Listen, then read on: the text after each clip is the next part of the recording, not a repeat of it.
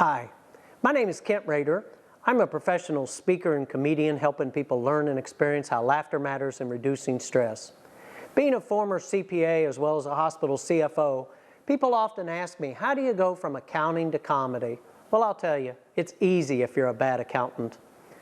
When I first decided to be a speaker, I wanted my corporate culture to reflect the values that I speak about. And as you'll see on my video, I talk about developing a very relaxed and a very creative environment.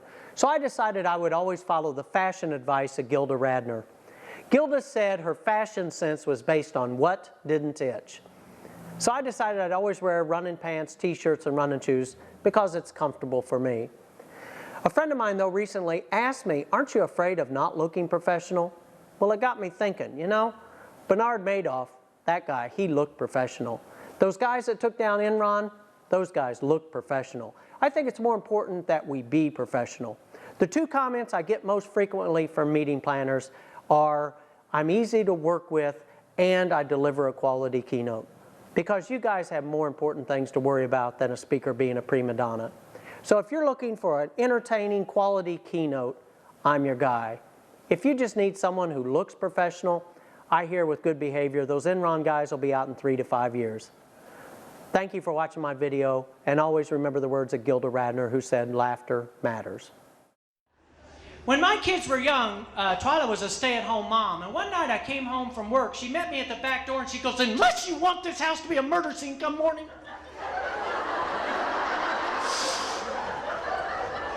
You keep those kids away from me tonight.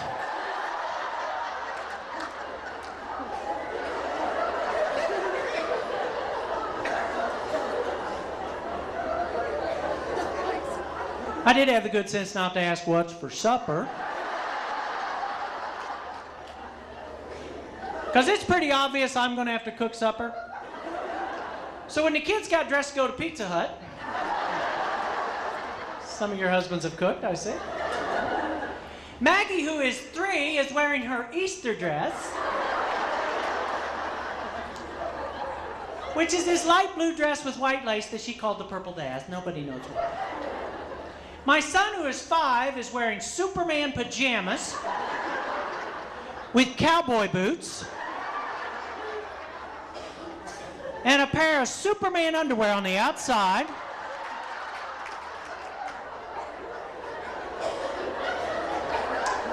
Turn backwards.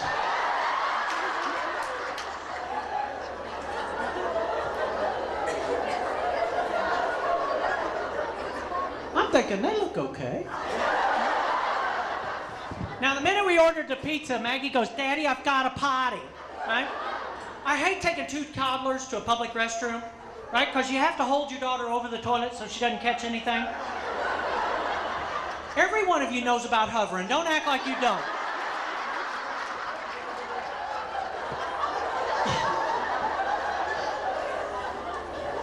Right? And with little girls, you got to angle them just right so they don't pee on your shoes, you know?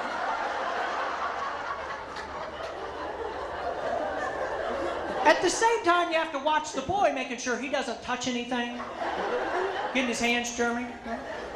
When Maggie hikes up the Purple Daz, I notice she's not wearing underpants.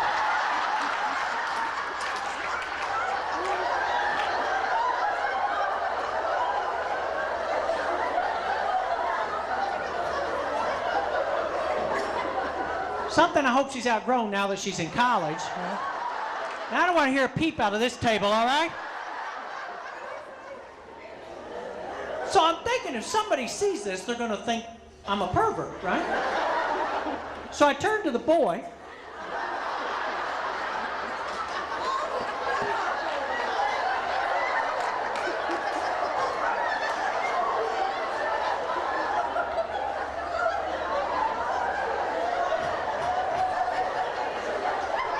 I said, give me those Superman underwear. I'm not kidding, he goes, but Dad, they contain my superpowers.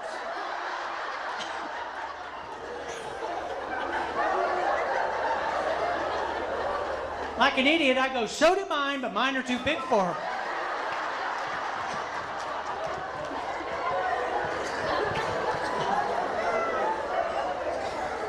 When the waitress brought us our pizza, Maggie goes, you know I'm wearing my brother's Superman panties.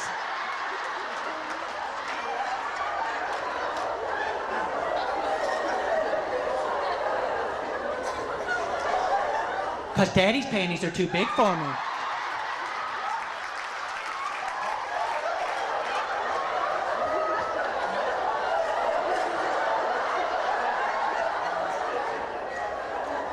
Did you know Daddy's panties contain his superpowers?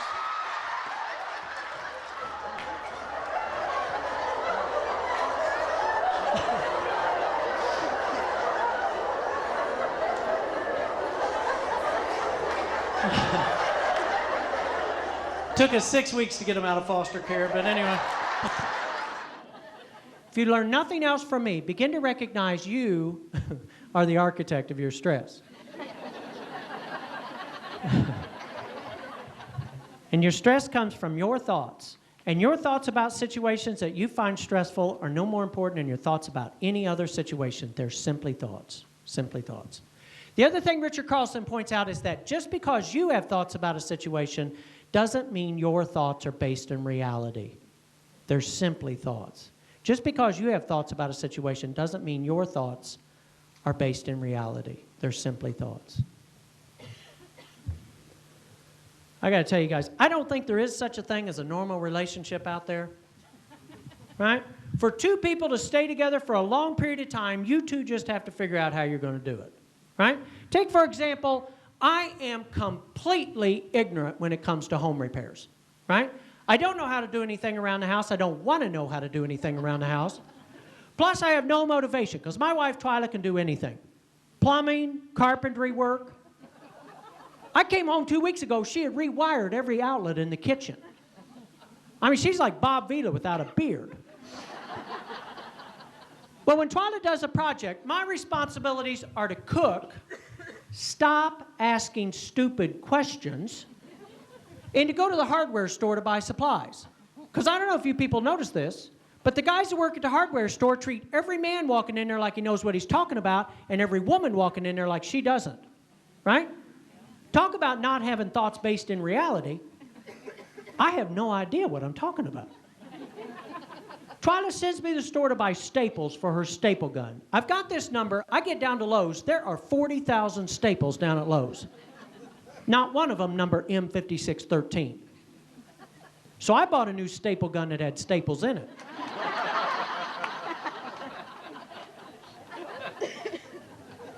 Right? I said I'm ignorant, not stupid. But I could do without Twyla's sarcasm. When I handed her that second staple gun, she goes, I'm glad you know how to pump gas. I'd hate to have to buy a new car every 400 miles.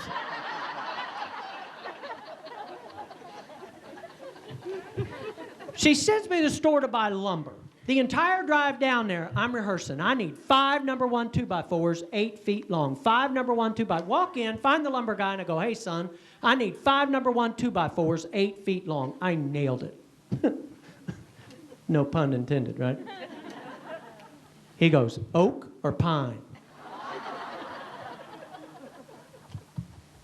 I'm thinking, come on, Kent, you've watched Trading Spaces. You ought to be able to do this. So I looked at him and I go, well, we're working up there in the attic. What would you suggest? He goes, well, it depends. Are you working on the joist? Oh, God. Hold on here a second. I'm going to call my contractor.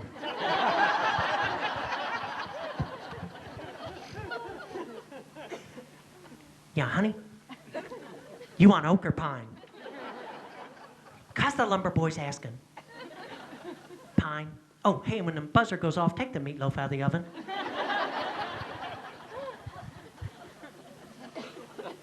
I go, we'll take pine. Kid goes, you called your wife? I go, yeah, and he said, man, don't feel bad. 2 months ago, some woman was in here exchanging a staple gun because her husband's too stupid to buy staples.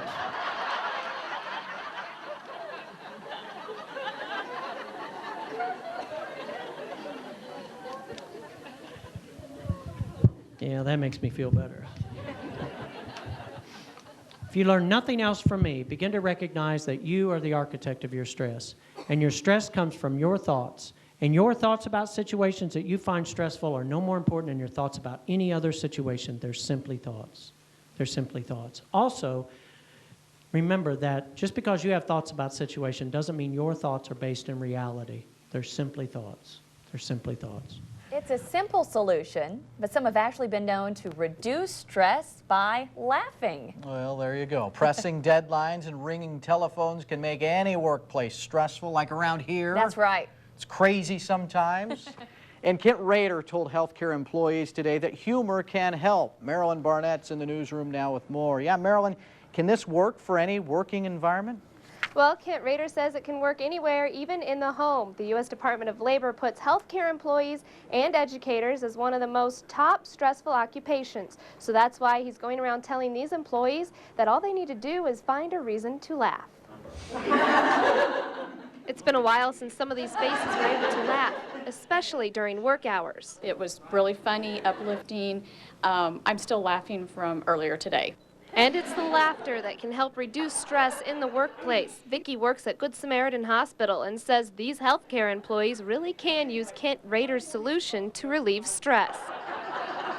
Humor and laughter is such an important tool that we have in relieving stress. What we're going to be talking about is not only where do those stressful feelings come from, but how we can bring more humor into our daily life, not just here at work, but at home as well. Kent says just hanging around funny people and developing your own sense of humor really helps ease job tension. But sometimes humor can be taken too far. One of the things I always point out is that the same humor that we can use to heal people can also hurt people. There's a lot of cruelty in humor. The easiest person in the world to make fun of and maybe the safest is yourself.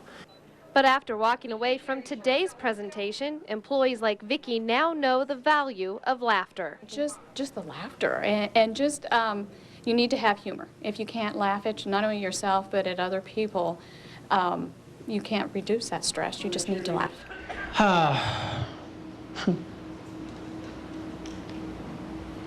Did y'all ever see the movie As Good as It Gets?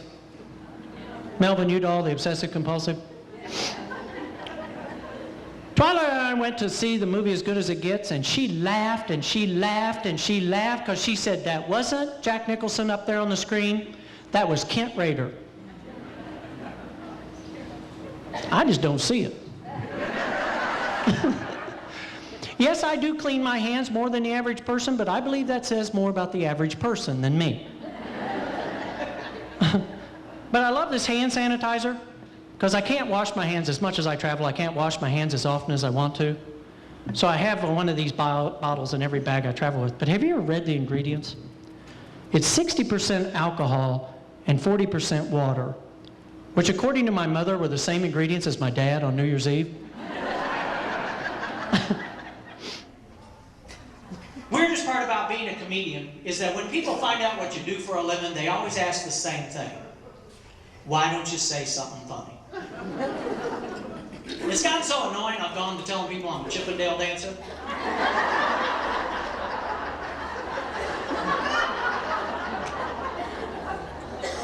It's not funny. I was working in a comedy club in Wichita, Kansas a number of years ago, and I got to spend the week reading the local newspaper, the Wichita Eagle. This thing is one step up from the National Enquirer. Right? We got a war going on, we got terrorists trying to kill us. Wichita had a serial killer loose for 30 years, BTK. The guy was sending letters to the police every day telling how he was going to kill again. And the first morning I was there, the front page story was about a 50-pound catfish that tried to swallow a basketball.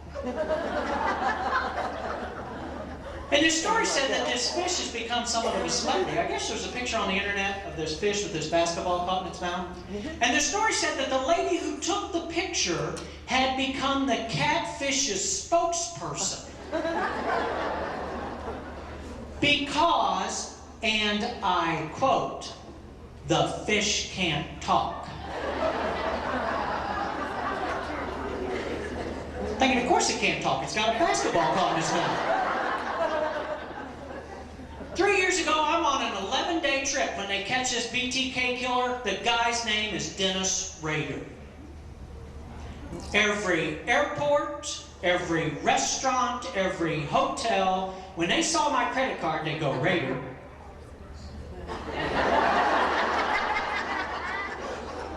You from Wichita? Checking into a hotel in Birmingham, the lady goes, Rader, you from Wichita? And I go, yes, and did I have to get out of there?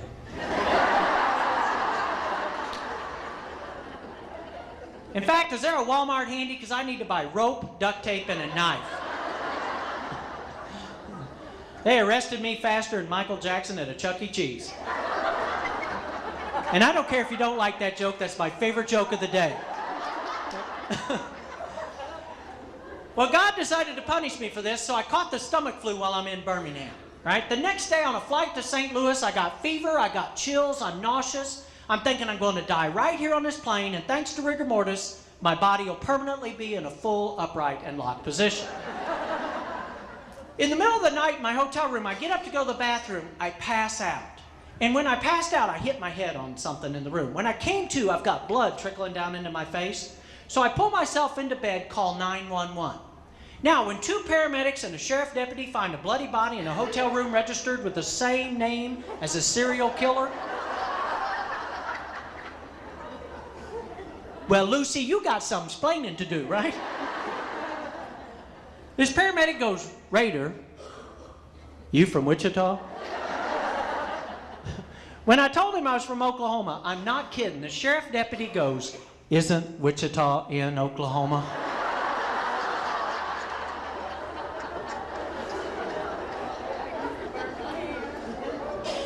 They sent Barney Fife to save me, right? We're in the elevator going down to get into the ambulance, and the paramedic said, so what are you doing here in Birmingham? And I said, or what are you doing here in St. Louis? And I said, well, I'm a comedian. Barney looks up and he goes, why don't you say something funny? Before I could stop myself, I went, Wichita, Oklahoma.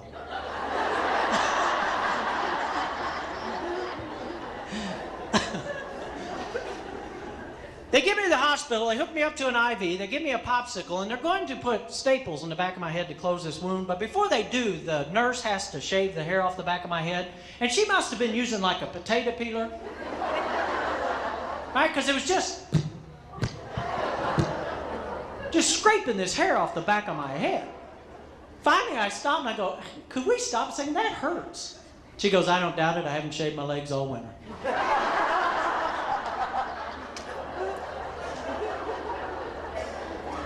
That's more than I need to know from a healthcare provider. But the nurse's name was Sandy Sumsky, and she was one. Not only was she funny with me, she was funny with everybody in the hospital. And not only did she help me relax during a very stressful period of my life, you could tell she was a leader in that hospital. People came to her and she made them laugh. Hang out with those folks that make you laugh and make them leaders in your organization. Make them leaders in your organization. What are the odds? I got the one doctor in the country that's pompous and arrogant. Come on, sarcasm, join me, will you? This doctor walks in, he wants to keep me for observation. I go, no, listen, man, you don't understand. In 3 hours, I have to be speaking at a school. Plus, I fly to Kansas City tonight and do 2 shows in the comedy club. He storms out of the room, right? A minute later, Sandy walks in and I go, hey, can I get another popsicle? And she goes, no, Dr. Cayley says you're not a good boy.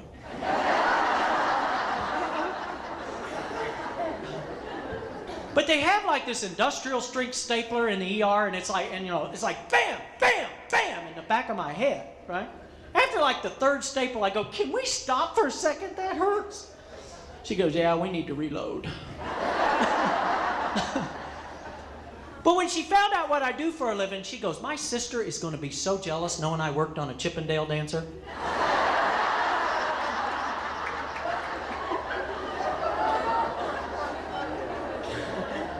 I'm going to talk to this side of the room for a minute. Now, she goes, why don't you say something funny, right? So I told her the Wichita, Oklahoma joke, right? She walks out of the ER, and Barney is standing there in the hallway. And I hear her go, hey, didn't I see you on Jeopardy last night? Alex, I'll take geography for 200.